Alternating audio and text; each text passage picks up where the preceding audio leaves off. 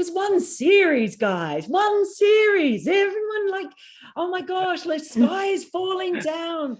Some of the phrases you've used there, like the Eastern Hemisphere, lead me to believe that you have been Googling me and you have come across some truly ridiculous, we're talking about ridiculous things. I'm a millionaire. I own an Audi. It's really amazing, some of the things that are on there. If I had the measurements that they say I have, I wouldn't be doing this. I would be a supermodel. I check it like you Red Singh bowling it, yeah? I really don't mind. You hit me once, I hit you back. He's bowling like my Auntie Annie when she'd had too much sherry to drink. Played over my head, then I set fire. मैंने कहा बेटा बेटा होता है और बाप बाप होता है. Hello and welcome to Pie Checkers Cricket Podcast. I am Vivek and joining me are Shivam and Sumay to do the pie checking. Now, before we start, as always, thank you for all those who are liking, sharing, commenting and subscribing to us. And to all those who are not, we please request you to do it. It means a lot to us. So today, we are delighted to have with us someone which ESPN calls as the most established journalist in the Eastern Hemisphere. Even though for us cricket fans, hemispheres don't matter. She is truly global. She has covered cricket for ESPN Cricinfo, Fox Sport, ABC, the Wisden Cricketers Almanac, the Times. The list keeps going. From the Polite Inquiries frame and now with her own popular post-match show, The Good, the Bad, the Ridiculous, we are joined by the ridiculously good Melinda Farrell. Thank you for coming and joining us today on Pie Checkers Cricket Podcast. Thanks so much for having me, guys. I'm a little bit worried because some of the phrases you've used there, like the Eastern Hemisphere, lead me to believe that you have been Googling me and you have come across some truly ridiculous, we're talking about ridiculous things, some things out there that have been written for me on these alternative Wikipedia type pages. And I don't know if they've maybe been translated into other languages and translated back, but it's hilarious because almost everything in them is wrong. The Eastern Hemisphere, I mean, what is the Eastern Hemisphere? No, that's not even a thing. And that's not even close to being the craziest thing that's on some of those websites. So according to some of them, I'm a millionaire. I own an Audi. It's really amazing, some of the things that are on there. If I had the measurements that they say I have, I wouldn't be doing this. I would be a supermodel.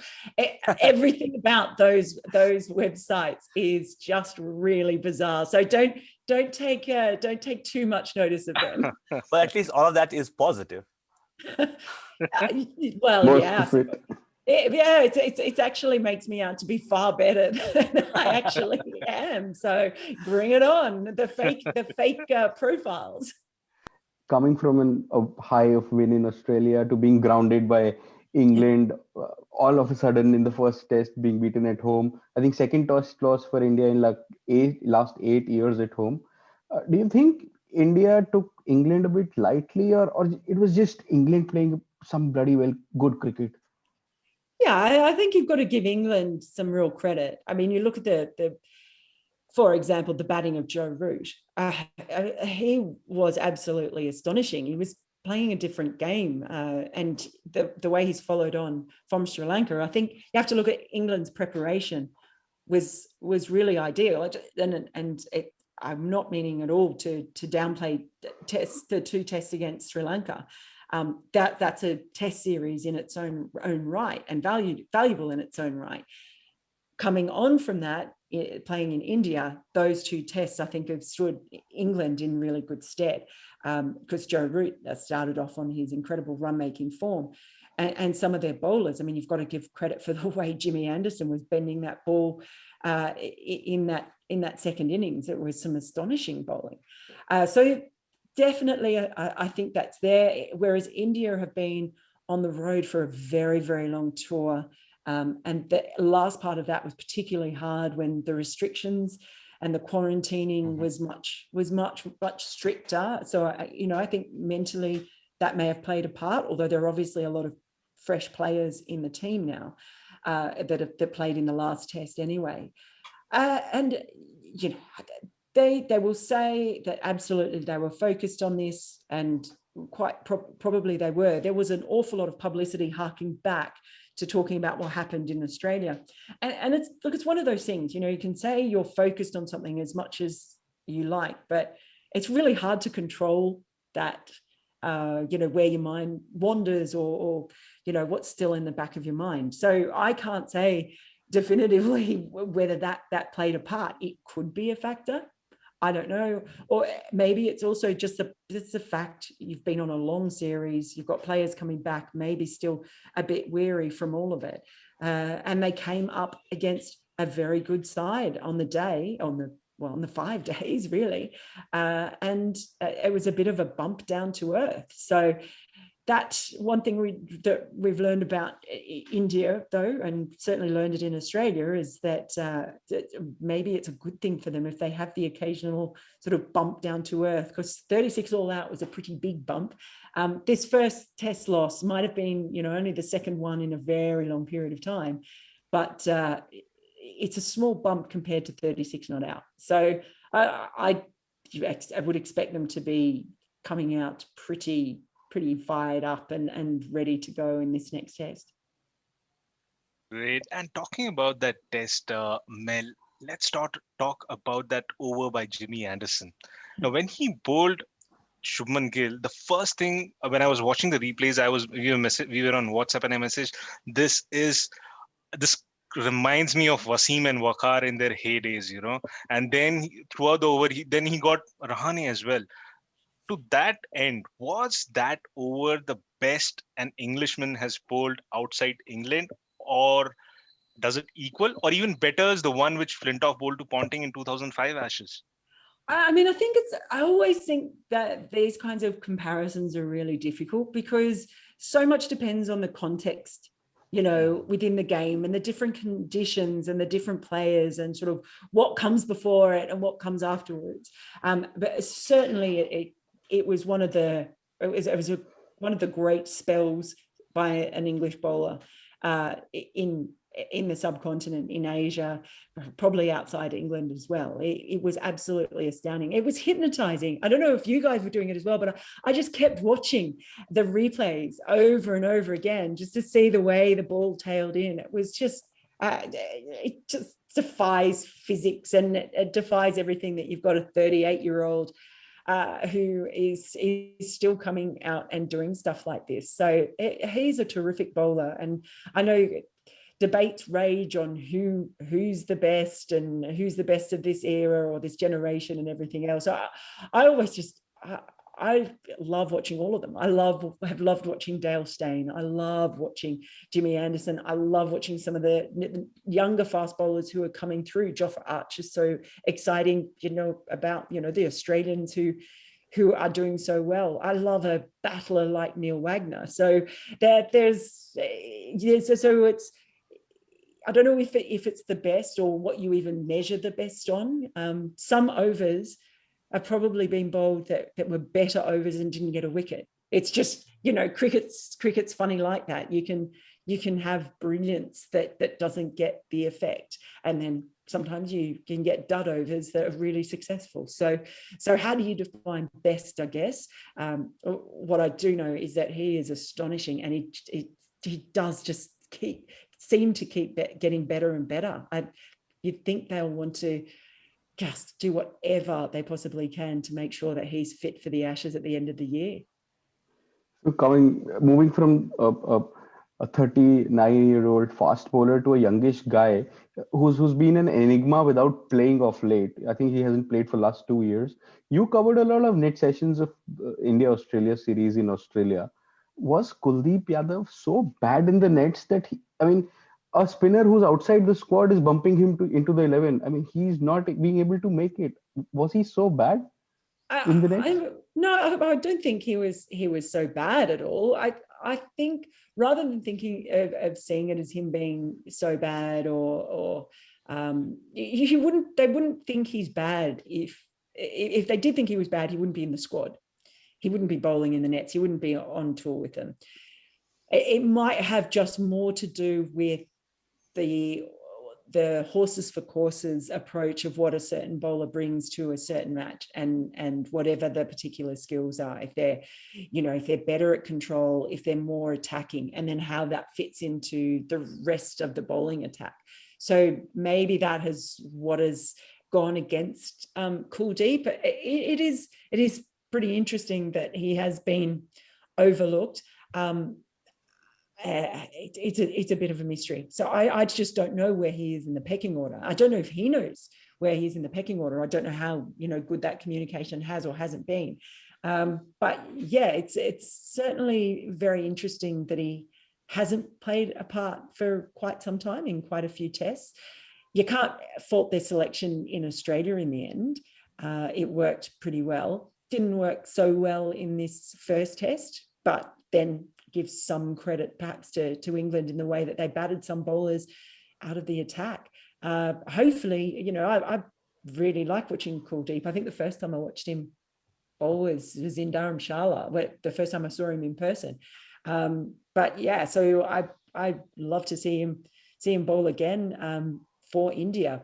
Who knows when that might be? I think a huge amount depends on how they balance that attack and how they see that the elements of control versus attacking left-handers, right-handers, the conditions, all of those things, I think probably they play I think a bigger part than is he so bad?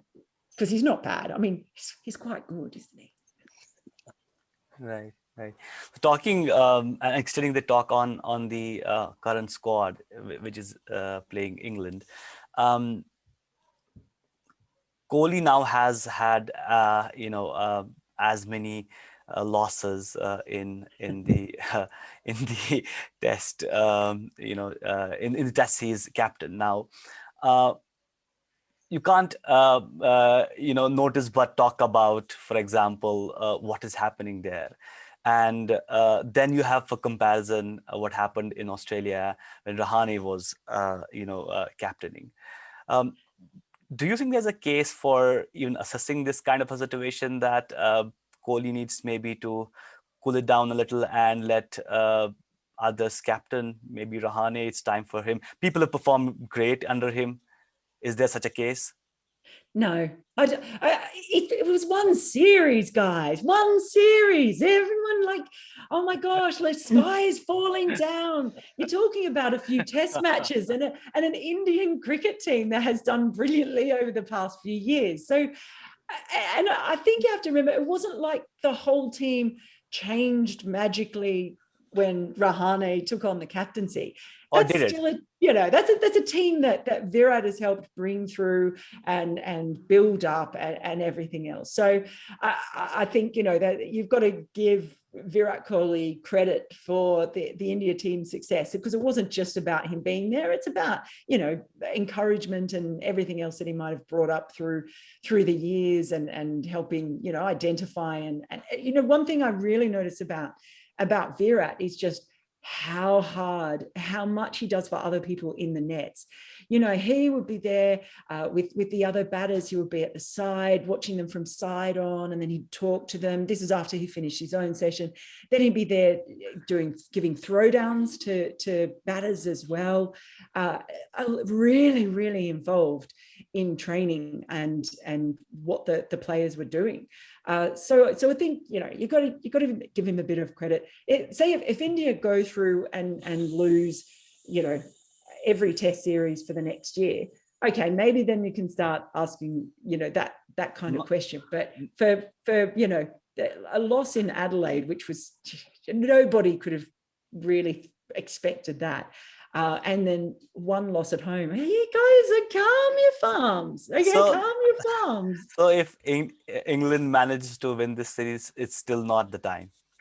I personally, I don't think so. Okay. I think that there's a really good leadership group there. It's not just Virat Kohli. You've got Rahane there. You've got a player like Ashwin, who is really heavily involved with the bowlers and giving them advice. And even newer players like Bumrah, you saw him taking on leadership roles when he was out in Australia. Pujara there as well. They've got a really good sort of senior group of players there. And I wouldn't imagine. Look, it might be a talking point when they lose, but seriously, they've just won a great series in Australia. They've lost a test match here. Well, let's see what happens. But even if England managed to pull off an incredible heist and win this series, I would be amazed if there was any change in the captaincy. Before we let you go, talking about England, India, Mel, call the series. How will it end after the fourth test? And by calling the series, also let us know who will New Zealand meet in the WTC final. Yeah, see, you can't try. I know what you're trying to do. Predictions, I mean, they're so meaningless, aren't they? I don't know. If I knew what was going to happen in series, I'm not one for gambling, but if I actually knew what was going to happen, I'd be putting my money down, and I'd be far too rich and important to talk to you. Look, I don't know. I think it's going to be a great series. That's all I know. I think India will come back. They're not going to lose 4-0. I'm fairly certain of that. But they could, maybe they will. It'll be hard fought, but I can't tell you. I mean, I wouldn't have even necessarily seen the first test as going that way. That was a brilliant performance by England. But look at what happened in Australia. Would anyone have predicted India doing what they did after losing the first test the way they did?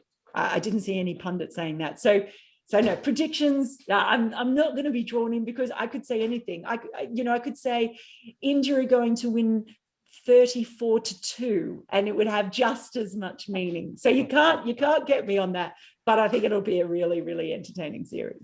Absolutely. And with that, it's a wrap. Mel, thank you so much for joining us this week.